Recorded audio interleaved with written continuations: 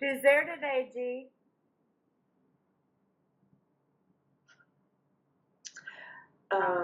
Okay. He's doing exaggerated little short hand gestures like a little T-Rex. Okay. Who do we have? You Who's tell me. on the top today? He said, your mom is here. Hi, Mom. Yesterday was her death date. That's the celebration. Yeah. Because he paused, he goes, notice I said, your mom. I'm imitating you, Jamie, because that's what you say. You always say, your mom, you're this. Yeah. It's like, all right, Mr. Observant. He thinks he's being really funny. I know. Your father-in-law. Hi, Carl. Your uncle. Hi, Uncle Rod. No. He said, I've got a pretty good Trump impression. I'm not going to do it. Please don't do it. Your kids are funny.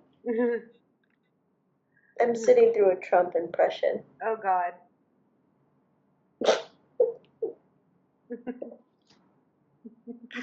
And he's talking about the hugeness of a certain body part. Oh, my. He's huge. And he's doing his hands. That's how we got started on it, isn't it? Because I was teasing him about his little hand gestures. Apparently, my apologies, it was not like a little T-Rex. Those were President Trump gestures. Oh, yeah. With his little hands. Right, exactly. So, that's how we got here, people. Just so you know. Help me. Get us out of here. Right. You have your aliens are here. Hi, people. Four of them. Hi, guys. Your mom, your stepdad, Uncle Roger, I remember. Conk. I was like, oh, I know your name. I can't remember. Conk. Hi, Conk. I got it. I love you, Conk. He said, hello. This is nice because when I turn this way, they're much closer. Right. The room is longer, so they're. Right. Everybody looks really tall today. Is that it? With the exception of 3 other guys. Who are they? Football guys. Okay. Is Benny Perrin there today? Is Benny Perrin? I don't know. You tell me. I'm not sure if I'm pronouncing his name, the last name correctly, but. He says you're not, but you're so close. Okay. And Griff says that's a yes. Okay.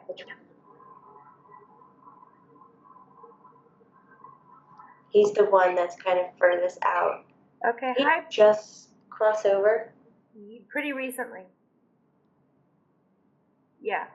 Hi, Benny. Your wife, I opened it up for questions on Facebook, and she wants to know how her Benny is doing. And she misses you, of course. I can feel that. And she wants to know, she wanted me to describe in general what it's like. But I said, you know what? I will ask Benny what it was like for him and what it's like for you. So you have the floor, Mr. Benny. Any messages you want to give your children and your wife? And yeah, this is where you talk. Speak up or forever hold your peace. That kind of got to him. He goes, I don't want to forever hold my peace. Good. Get talking, boy. He's just like, what? Right.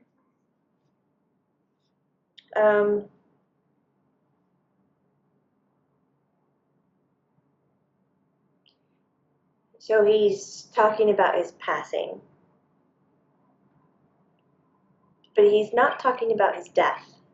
He's just talking about what happened after. He's making it sound like the world knows about his death. Okay, Benny, 1 second. It says I'm having internet connection problems, so if it goes blank, I'll call you back, Jamie. I don't know why it's saying that. Now Okay. it's corrected itself. Okay, go ahead, Benny. So he's talking about his experience after death, but he's not talking about his death. Because he says the world knows about his death. Right. That when he came to and he realized what was going on, that he was more surprised that so many people were involved in his crossing over. He said that he was like overwhelmed, confused, and taken back. Why so many people knew details. He was like all of a sudden, he was like, I felt like a personal chapter of mine opened up, and too many people read it and I didn't get to edit it. And so I felt very out of control. Okay. So in crossing over with those emotions, like that's kind of his awakening. Uh-huh. He said at the same time,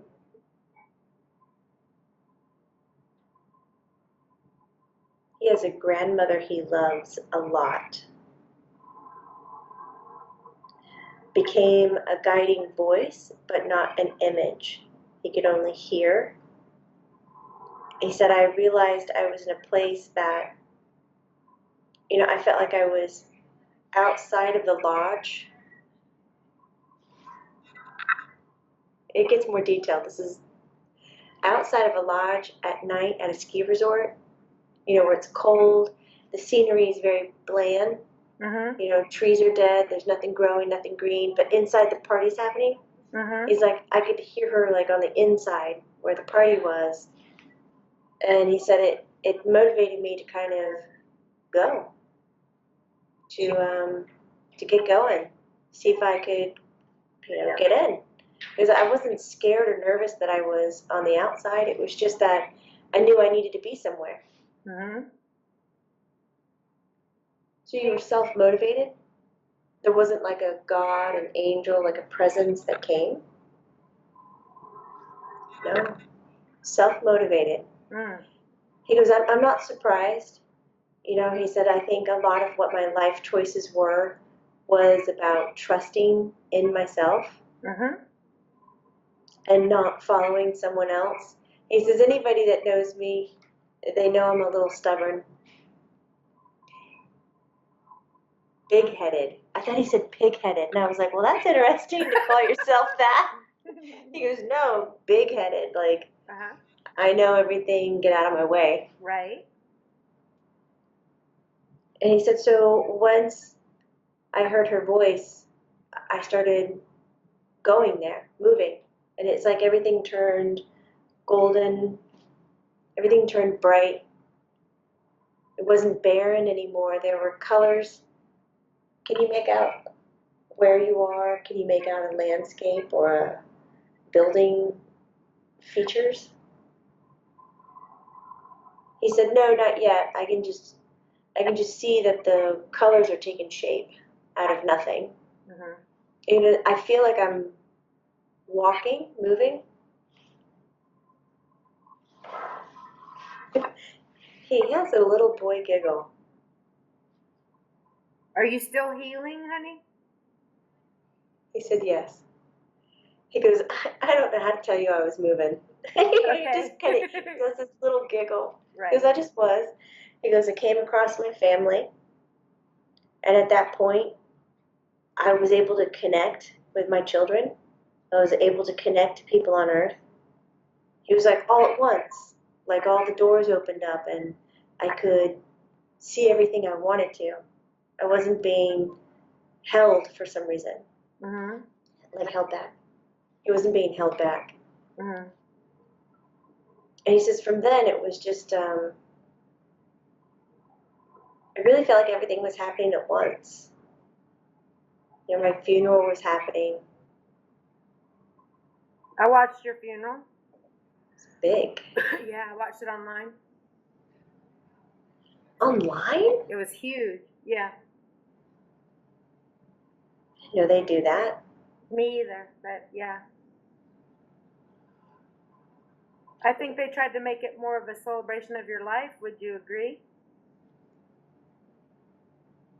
I would. he still can't get over how many people there knew so much about his personal life. That's what I want to ask you about, because I'm kind of He stuck on knew. that. Jamie, you got to help me with this a little bit too, because we're still here, and you have a wife left and some kids. So I love you, Benny, and I know you had CT and you were very sick to make the choice you made, right? He said, yes, I was. So I'm gathering that it bothers you that people knew about your personal life. Could you talk about that a little bit more? Like, why would that bother you, being that you found peace now? And is there something you want to clear up about it, or am I hearing you wrong? He puts his hand out. No, you're hearing me right. Okay. Nodding his head. Right? There's something so big and strong about him. You know, when you look, Yeah, he's like, beautiful. God. Yeah. But then, like, his eyes are like little boy eyes. Right. His eyelashes and his giggle is like. I love it. I love it. It's contagious. I love it. Okay. He was disturbed because he said, I felt like, how am I going to explain that to my wife? I didn't go out there and say all those things. I didn't share it all. Right. And I never would have. That's why I made the choices I did. So that I could bury it. So that I wouldn't have to have my family suffer. And then 2,000 people pick up the torch for me when I don't want the torch lit at all. Put it down for a reason.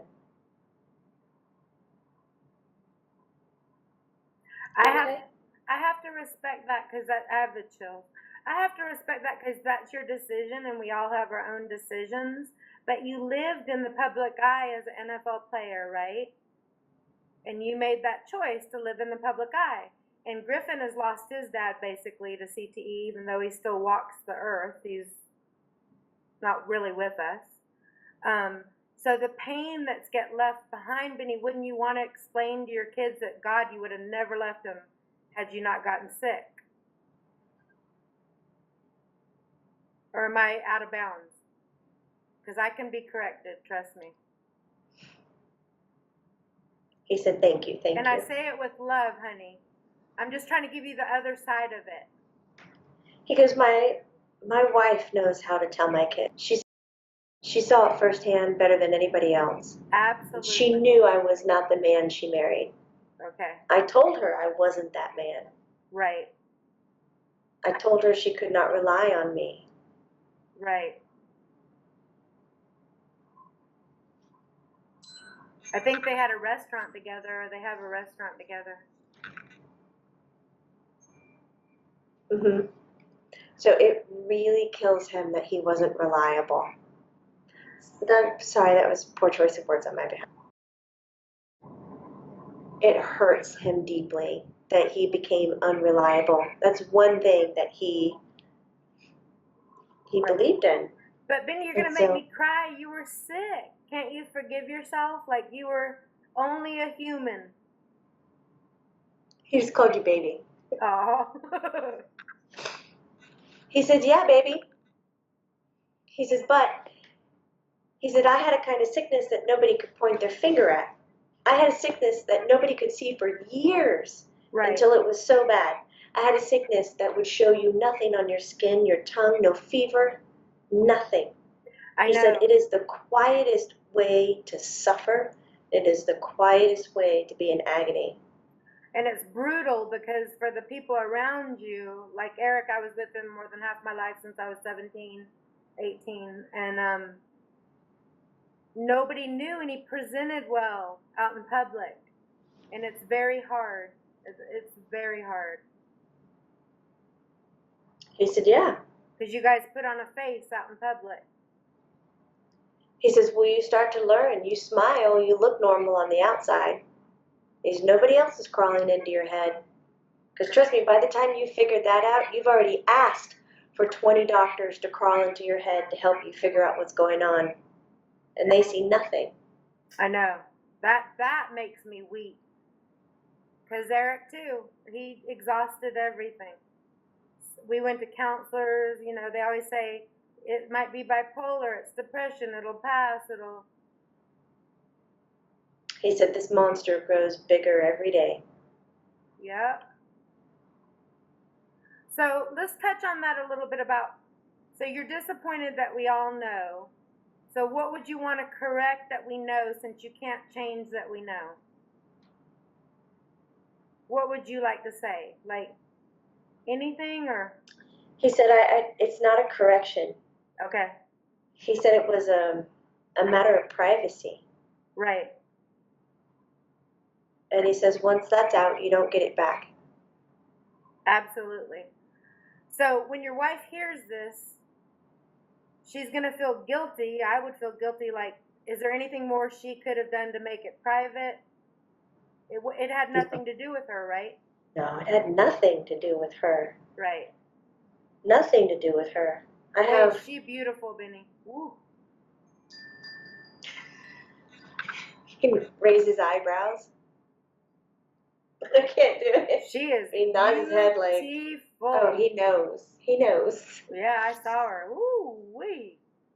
He says, I have 100% trust in my wife in handling this. I just wanted it to be quieter so that she wouldn't have to see everybody's face and try to answer everybody's questions. That's not her job. Right, exactly. Exactly. And it's not my children's job. No, no.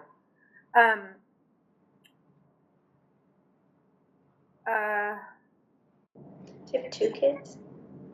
I don't know, but God, they're beautiful too. I want to say 3, Jamie, but I'm not sure. So 3. Yeah, but they're beautiful. He keeps showing me 2 that are in pictures. His wife's a hot blonde. You gotta look her up. Oh God. Trust me, he's proud. Trust me, he was sick. He wouldn't have left that. Oh, you got this half of the room like wailing with agreement. Oh, yeah, yeah. I can't even make the sounds. When you came to your choice, okay, let's get intimate then, if you'll let me. When you came to your choice and your decision to exit, had you been to that place many times, Benny? Because I know Eric, you know, planned it out like a football game because he was a quarterback. I mean, he did a spreadsheet, and I mean, what he did was like, whoa, Eric. He went to the Eisenhower Center, came home, bought a gun, did a spreadsheet, got his house in order. Had you been planning it for a while, or was it a place you just kept going to and you reacted? No, that's something I've been thinking about for a long time. You can't hold those thoughts in your head too long when you turn to look at your wife. You know, she could heal me in a moment, but it wouldn't last. Yeah, yeah. The CT is no joke, right? It's no joke. How bad do you think you had it?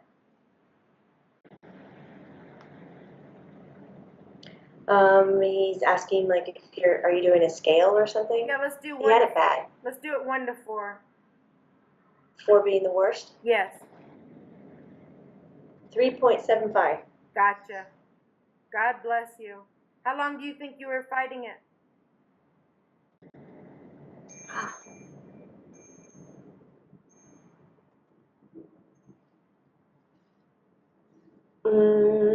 He's at least going to say 9 years. Jeez. Where he knows of symptoms, like things that weren't right. That doesn't mean he was in pain for 9 years, he says. Right. But, you know, you notice you're not thinking the same way. You just feel rattled. Do you want your wife to go after the NFL?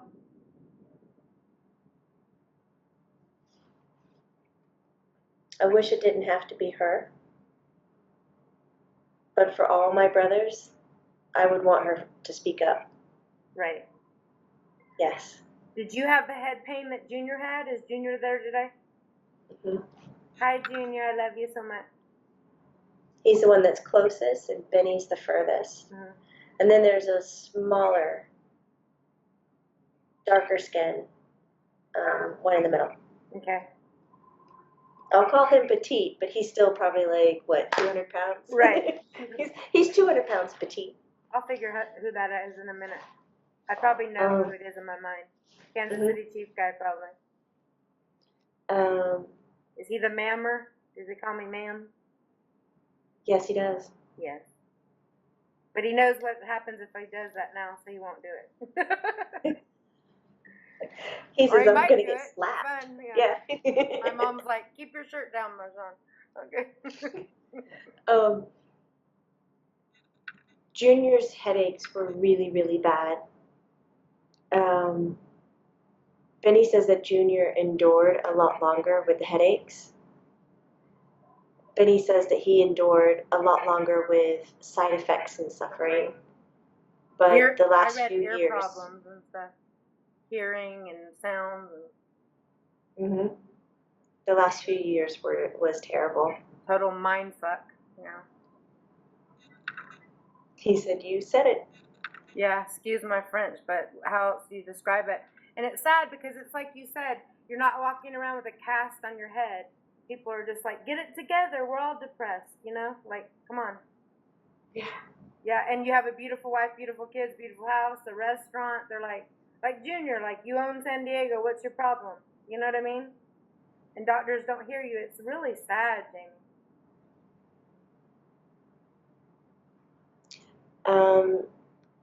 Junior said he just wanted to bring Benny by. Okay. He's telling you to have a beautiful day. I will, and I'll give your wife the message. You better tell her you love her, so let's hear it. She's going to want to hear that. Can never hear that too much. Are you at the house helping her and stuff? Do you go see her? Okay. Yes. He said, I love you. Okay. I'll give her that message. Come by anytime. Oh, yeah? Keep an eye out for my boy. Keep an eye out for my boy. They're all laughing and agreeing that Griffin's keeping an eye out for them. Aw, I love you guys. I'm sad it had to go this way, but I'll see you one day, I'm sure. Seems we all have a ticket there. Yes, we do. Yeah. He said, so Mom, I told you December there'd be 3. Is there 3? He says it's only been 2. Is there going to be another one? Mm-hmm. Soon? Mm-hmm. Yes.